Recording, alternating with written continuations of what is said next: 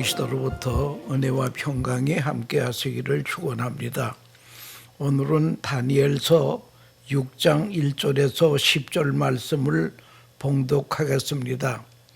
다리오가 자기의 뜻대로 고관 120명을 세워 전국을 통치하게 하고 또 그들 위에 총리 셋을 두었으니 다니엘이 그 중에 하나이라. 이는 고관들로 총리에게 자기의 직무를 보고하게 하여 왕에게 손해가 없게 하려 함이라. 다니엘은 마음이 민첩하여 총리들과 그 고관들 위에 뛰어남으로 왕이 그를 세워 전국을 다스리게 한지라.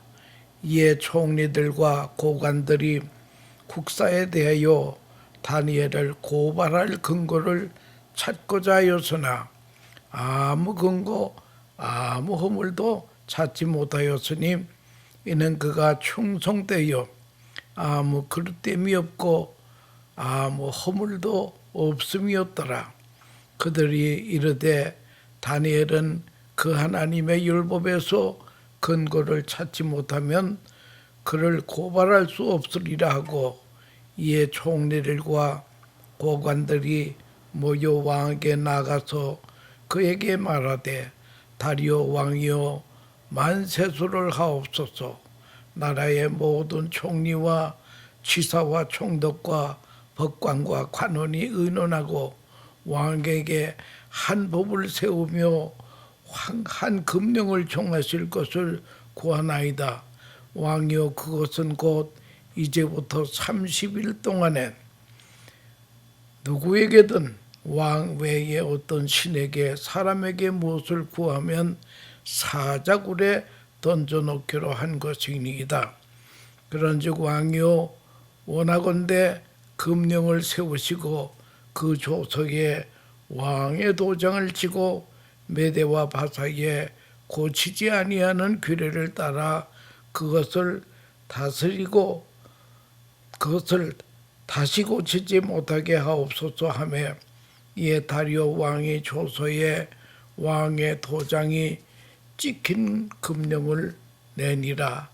다니엘이 이 조서에 왕의 도장이 찍힌 것을 알고도 자기 집에 돌아가서는 밑방에 올라가 예루살렘으로 향한 창문을 열고 전에 하던 대로 하루 3번씩 무릎을 꿇고 기도하며 그의 하나님께 감사하였더라 하고 하는 본문의 말씀을 가지고 역경을 기도로 승리한 사람이라 라고 하는 말씀으로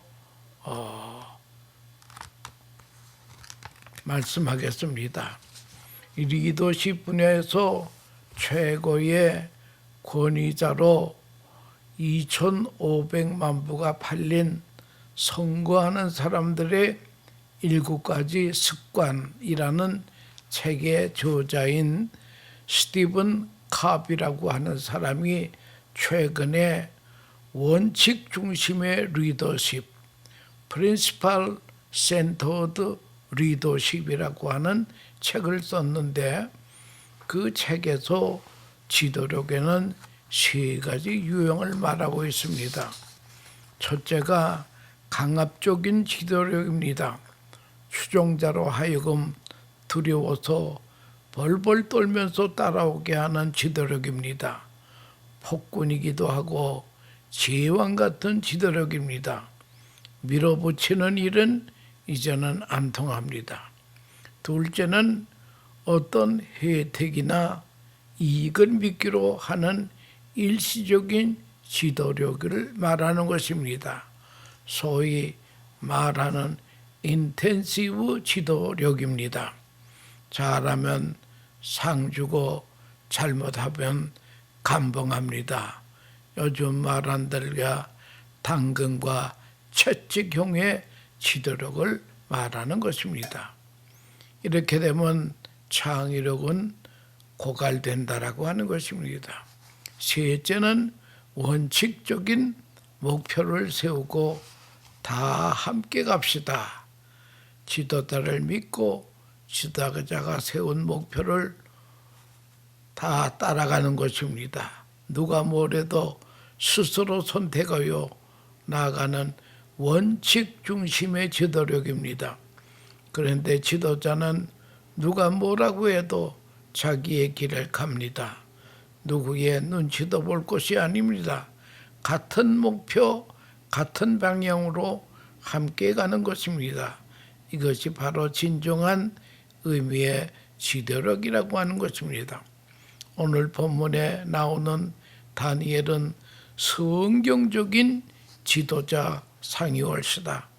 마치 물이 흐르듯이 다 함께 자기의 능력을 키우며 행복하게 가는 것입니다. 폴 스톨츠라고 하는 박사가 역경지수라고 하는 유명한 말을 했습니다. 사람이 어려운 역경을 만나게 되면 어떤 태도를 가지느냐 하는 것입니다. 첫째는 quitter, 포기형입니다. 아이고 힘든데 포기하지, 집어치워, 이렇게 한 포기형이 있습니다. 역경을 만날 때에 그냥 포기해버리는 사람. 둘째 사람은 캠퍼올시다. 캠퍼. 현상 유지형이 올시다. 이럴 때는 현상 유지가 말아 그저 좋아. 그저 이 불경기에 그저 기다리고 있어야지. 대개 60% 70%가 이 대경이라는 것입니다. 지금은 바람이 불지 않으면 불 때까지 기다리는 것입니다. 그때 가서 항해하자. 세 번째는 클라임버라고 하는 그런 지도자 올시다. 클라임버라고 하는 유형의 지도자는 기어 올라가는 형이 올시다. 산이 있어 올라가는 클라임버 유형이 올시다. 산이 있어 올라가면 내려오는 것은 거저먹기라고 하는 것입니다. 역경을 기어 올라가서 역경을 오히려 기회로 삼는 사람이 올시다. 이스라엘 사람들은 전통적으로 그들이 가진 철학이 매우 단순합니다. 앞이 막히면은 뒤를 보라. 뒤가 막히면은 옆을 보라. 옆이 막혔느냐? 다 막혔으면 위를 보라. 이 말씀은 하나님을 바라보며 기도하라고 하는 것입니다. 이스라엘 사람들이 출애굽을 합니다. 그러다가 이제 홍해 앞에 서게 됩니다. 뒤에는 애굽의 군대가 추격해 오고 양쪽은 절벽이 올시다. 앞에는 홍해가 가로막고 있습니다. 문자 그대로 이스라엘 백성은 도간에 든 쥐가 되었습니다. 어떻게 하면 되겠습니까? 그럴 때 백성들은 아우성을 칩니다. 모세를 원망합니다. 출애굽 자체를 원망합니다. 애굽에 매장지가 없어서 우리를 데려다가 여기서 죽이려느냐. 바로 이 시간에 하나님의 음성이 들려옵니다. 너희는 가만히 서서 여호와께서 오늘 너희를 위하여 행하시는 구원을 보라. 출애굽기 14장 13절 말씀입니다. 하나님은 모세에게 지팡이를 들고 손을 바다 위로 내밀어 그것을 갈라지게 하라고 했습니다. 조용하라. 내가 하나님 됨을 알지니라. 역경을 통해 하나님의 하신 일을 바라볼 줄 알아야 됩니다. 그럴 때 하나님께서는 stand still, 조용히 있어라. 역경을 통해 하나님의 하신 일을 바라보라고 하는 것입니다. 하나님이 주시는 기회를 받아들일 줄 알아야 됩니다. 하나님이 주시는 기회는 순경이 아닙니다. 역경이 올시다. 꽉 막힌 것이기에 이제는 위를 보아야 된다라고 하는 것입니다. 홍해가에 서 있는 이스라엘에 대한 전설이 있습니다. 이건 어디까지나 전설입니다. 성경에 보면 하나님의 명령을 받고 모세가 하나님의 지팡이를 들어서 손을 바다 위로 내밀라 그리고 건너가라고 했습니다. 그런데 전설에는 조금 달라요. 모세가 지팡이로 홍해를 딱 쳤습니다. 근데 그 홍해가 갈라지지를 않아요. 그러니까 모두 걱정하고 있을 때에 옆에 있던 여호수아가 소리를 지르는데 모세님 치고 건너가세요. 왜 서 있습니까? 그럴 때 바다에 발을 디디는 순간 그 물이 쫙 갈라지더라고 하는 그런 전설이 있습니다. 이 전설이 아주 마음에 들어요. 여러분 말씀으로 행동으로 옮길 때에 기적이 난다라고 하는 것입니다. 기적이 일어난 다음에 행동하는 거 아닙니다. 순서가 중요합니다. 치고 건너가라고 했습니다. 오늘 본문에 다니엘이 역경이라는 함정에 빠졌습니다. 아주 꼼짝 못할 올무에 걸렸습니다. 오늘 읽은 말씀으로 충분합니다. 디레마에 빠졌습니다. 다니엘은 지금까지 최선을 다해 하나님 앞에서 살았습니다. 이 다니엘의 온 길은 the best way, 최선을 다했습니다. 원수도 흠을 잡지 못하는 삶을 살았습니다. 본문에 다니엘은 마음이 민첩하고 충성된 사람이라고 쓰여져 있습니다. 그런데 왜 이런 일이 생기느냐 하는 것입니다. 생각해 보면 어이가 없는 일이다. 정결하게 신실하게 살았습니다. 유대 사람으로 바벨론 포로로 끌려온 소년이었다. 노예로부터 시작해서 남의 나라의 총리 대신이 될 때까지 얼마나 수고를 많이 했겠습니까? 존경스러운 인물이었다. 정직하게 진실하게 충성되게 살았습니다. 그런데 이것이 웬일입니까? 올무에 걸렸습니다. 옛날이나 오늘이나 모든 것 뒤에는 질투가 있다는 거예요. 모든 문제는 정치의 문제요. 정치는 경제의 문제요. 경제는 심리적인 문제라는 거예요. 다시 말하면 질투가 문제를 만든다고 하는 것입니다. 여러분, 시기, 질투 이게 얼마나 나쁜 것인지 우리 성도가 마지막 벗을 벗어버려야 될 옷이 시기 질투라는 거예요. 시기 질투만 벗어버리면 그 사람은 대성공한 사람이 없다. 이제는 탄탄대로를 걸을 수밖에 없는 거예요. 그 나라에 120명의 방백을 세우고 또 총리 셋을 두었습니다. 다리오 왕의 셋 중에서도 다니엘을 제일 높였습니다. 총리 중에 총리로 만들었습니다. 이럴 때 못된 사람들이 질투를 한 것입니다. 이것을 꺾어버려야 되겠다. 시기심, 질투는 암덩어리와 같은 것입니다. 서서히 자라서 결국 사람을 죽이는 무서운 바이러스가 시기질투라고 하는 것을 그걸 우리가 알아야 될 것입니다. 시기질투가 작다고 생각하면 안 됩니다. 이것이 성도가 마지막 벗을 옷이라고 하는 것을 알아야 될 것입니다. 이것만 버리면 끝나는 것입니다. 그런데 아무리 흠을 잡으려고도 잡을 수가 없습니다. 너무 정직하고 너무 충성되기 때문에 그래서 저들끼리 의논을 했는데 종교 문제로 올무를 잡지 아니하면 도리가 없는 것을 알고 이들이 나름대로 계획을 세우게 된다라고 하는 것입니다.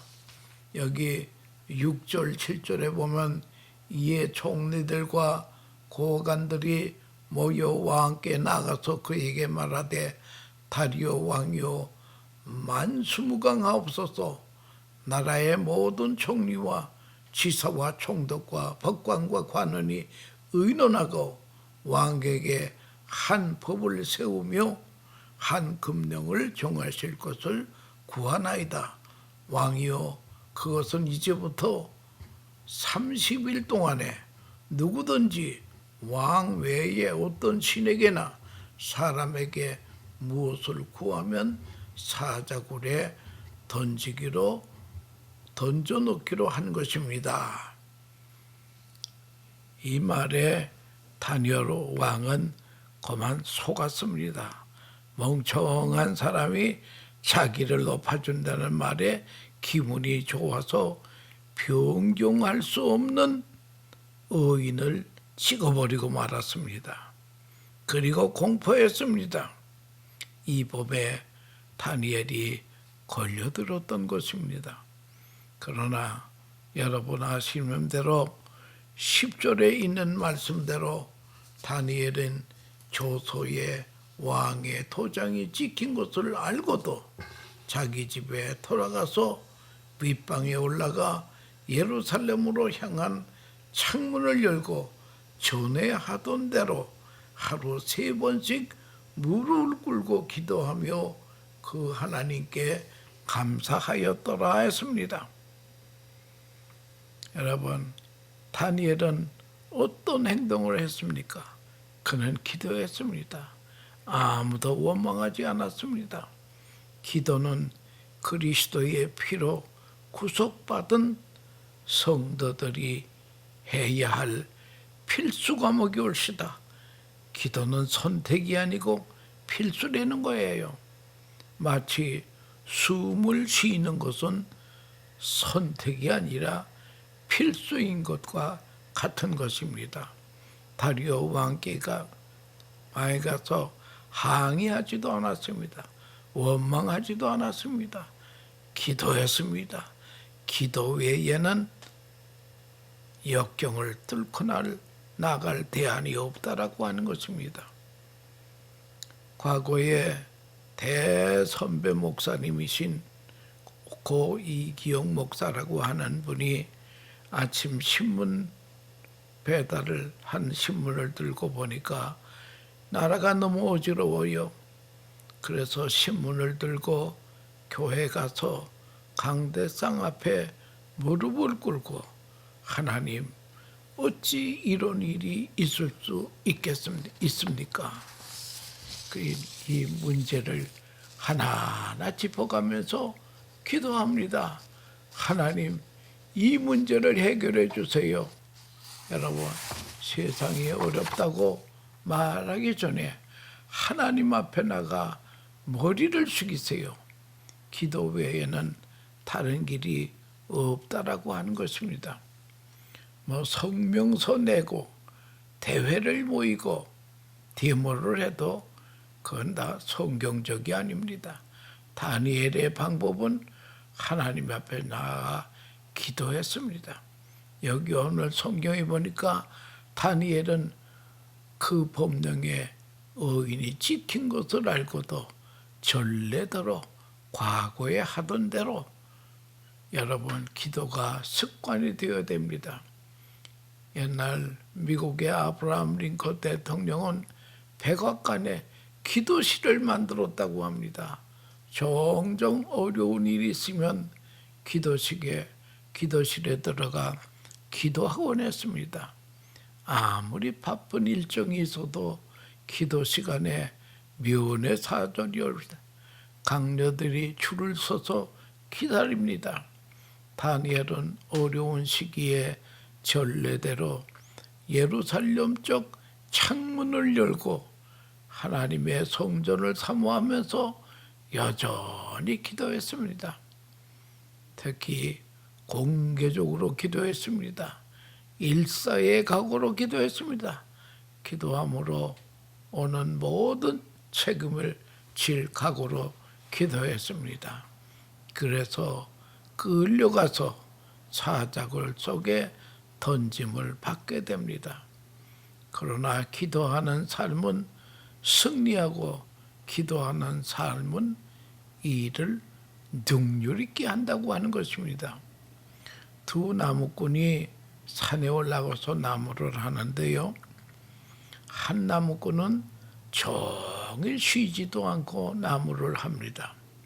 한 나무꾼은 한 30분 일하다가 좀 쉬고 한 30분 일하다가 좀 쉬고 쉬엄쉬엄 하면서 나무를 했는데 저녁에 나무를 치고 하산할 때는 쉬엄쉬엄 쉬었다 하는 사람이 더 능률이 많아 더 많이 했다는 거예요. 그 이유가 뭔가 했더니 이 쉬면서 하던 나무꾼은 쉬는 동안에 독이 나를 갈아대는 겁니다. 여러분, 무딘 도끼 가지고 종일 때리니 그 나무가 되겠습니까? 여러분, 기도는 낡아가는 시간이라고 하는 것입니다. 기도하고 일할 때에 능률이 더 난다라고 하는 것을 알아야 될 것입니다. 오늘 본문의 말씀이 우리에게 마음을 뜨겁게 합니다. 다니엘이 기도하는 데에 그의 하나님께 감사하였더라. 여러분, 감사가 무슨 감사일까요? 궁금합니다. 사자굴 속에 들어갈 이 시간에 하나님께 감사했습니다. 역공 중에 감사 기도는 기적을 가져온다라고 하는 것을 우리가 알아야 될 것입니다. 사도 바울이 2차 전도 여행 때에 바울과 실라가 빌립보에 갔다가 그만 귀신 들린 여장 종을 하나 귀신에 쫓았다고 해서 그것이 표창받을 일이지 감옥에 갈 일이겠습니까? 그러나 옛날이나 지금이나 부조리한 점이 많이 있습니다. 하여간 바울과 실라가 옥에 갇혀서 양손과 양반은 착고가 다 채워져 있습니다. 이럴 때에 웬만한 사람 같으면 이게 전도하다가 아니 귀신에 쫓았는데 이럴 수가 있습니까 하고 원망 불평할 텐데 바울과 실라는 성경에 보니까 밤중쯤 되어 그들이 하나님께 감사 찬송 기도를 했습니다. 그랬더니 옥문이 다 열려지고 수갑이 다 벗겨졌습니다. 간수가 자다 깨보니까 옥문이 다 열렸어요. 그래서 간수가 도적이 이 죄수가 도망간 줄 알고 자교를 하려고 할 때에 바울과 실라가 여보시오, 우리가 다 여기 있어. 그래서 간수가 등불을 들고 감옥에 가봤더니요, 문은 다 열리고 수갑도 다 풀어졌는데 도망을 안 가요. 그래서 이 간수가 선생님, 내가 어떻게 해야 구원을 얻으리까 할 때에 유명한 말을 합니다. 주 예수를 믿으라. 그리야만 너와 내 집이 구원을 얻으리라. 여러분, 그래서 그 다음 이야기는 간수가 이 바울과 실라를 데려다가 다 상처를 씻어주고 또 거기에 음식을 대접하고 거기서 복음을 전하게 돼서 그들이 다 예수를 믿게 되어서 빌립보 교회를 그렇게 또 시작이 되는 거예요.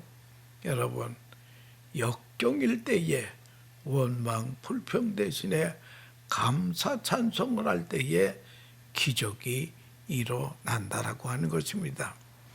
제가 시무하던 뉴욕 효신 장로교회 1993년에 새로운 교회당을 잘 준공을 했습니다.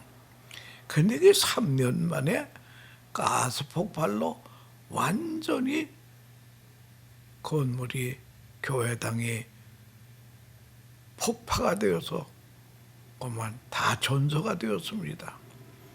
너무나 기가 막힙니다. 이럴 때에 하나님께서는 박 목사야, 너는 범사에 감사하라고 하더구만서도 네 모양이 초량화되는 거예요. 그래서 내가 하나님 잘못됐습니다. 잿더미 속에 들어가서 두 손 들고 하나님, 교회가 불탄 것으로 인하여 감사합니다. 교회가 폭파된 것으로 인하여 하나님 감사합니다. 하나님께 감사 찬송을 했더니요, 3년도 안 돼서 더 큰 교회를 짓게 되고 전화위복이라는 놀라운 기적이 나타났다는 거예요. 여러분, 역경에서 어려움을 당할 때 원망 불평 대신에 감사 찬송을 하면 기적은 일어나게 된다라고 하는 것을 그걸 알아야 될 것입니다. 그래서 구약의 대표적인 기도가 야곱이 베델에서 기도합니다. 어려울 때에 기도합니다. 하나님께서는 그 기도를 도와주죠.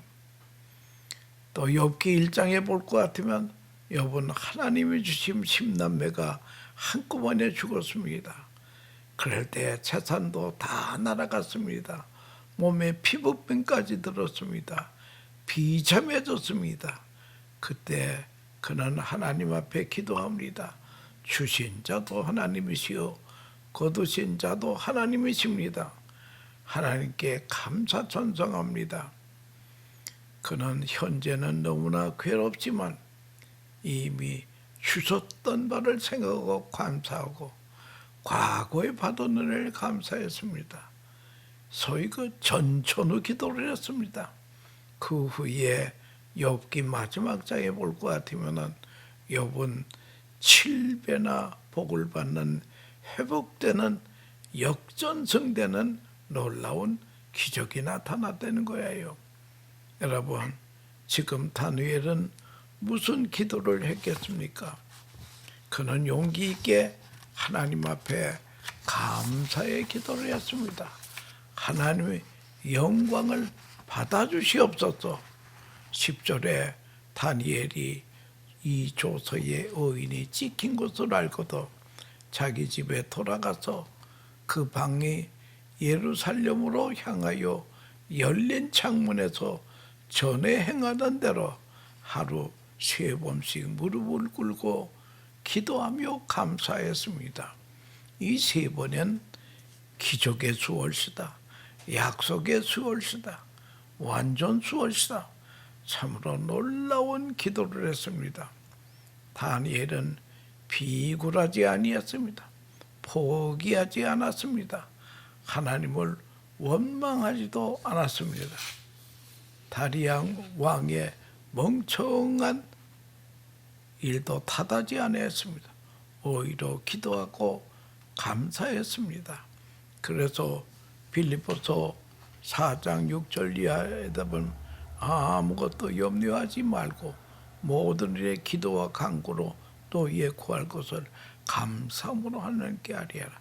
그리하면 모든 지각에 뛰어난 하나님의 평강이 너희의 마음과 생각을 지켜주시리라고 하나님은 약속했다고 하는 것입니다. 하나님께서는 이스라엘 백성에게 3대 명절을 지키라고 했습니다. 3대 명절의 유월절입니다. 유월절은 이거는 예수 그리스도의 십자가를 상징하는 유월절이다.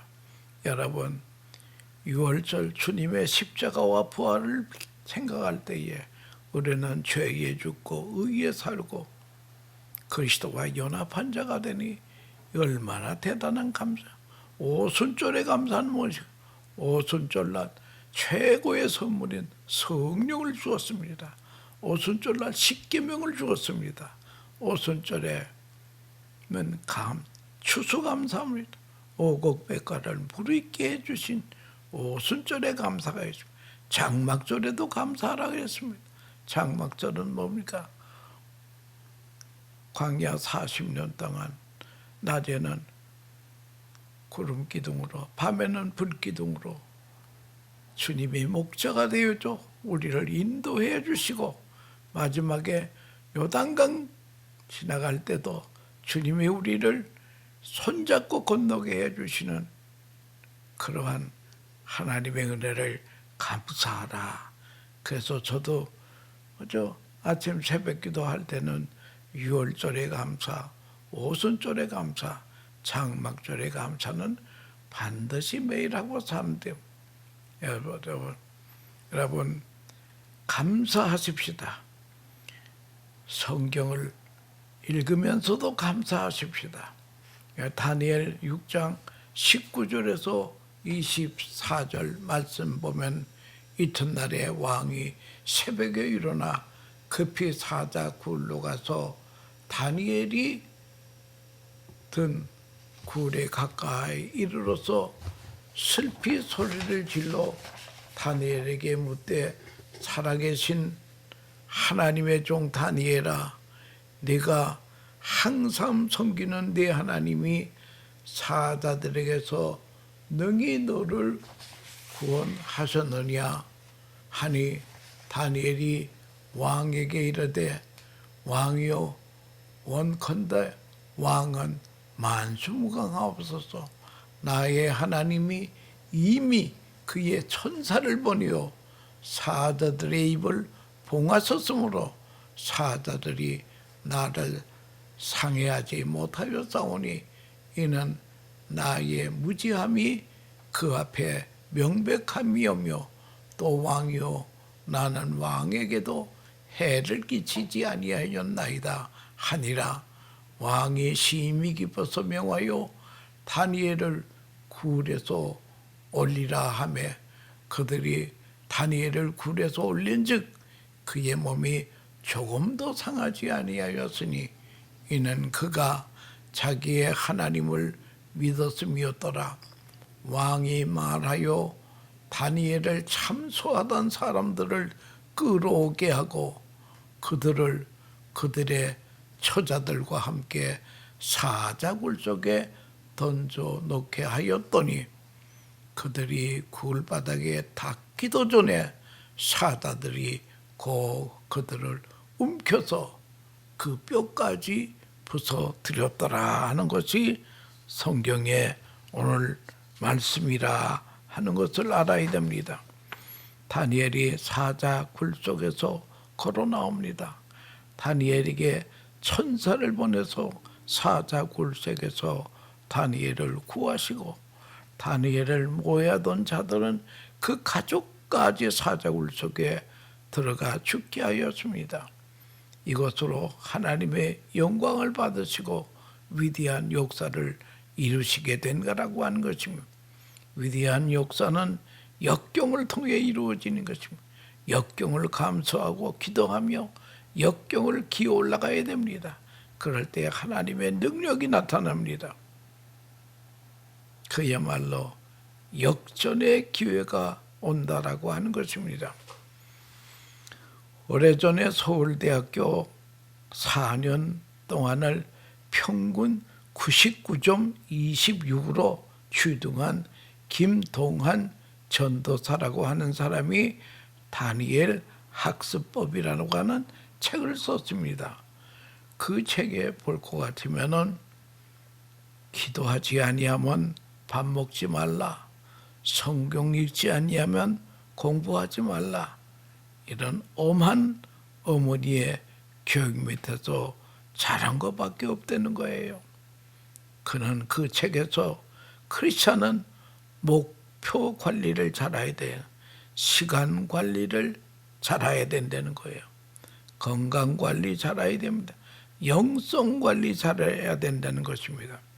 하나님의 영광을 위하여 공비학으로 결심한 사람은 반드시 하나님께 지혜와 지식을 구하라고 하는 것입니다. 기도 없이 공부하는 사람은요, 총알 없이 총만 들고 전쟁터에 나아가는 것이나 같다라고 하는 것입니다.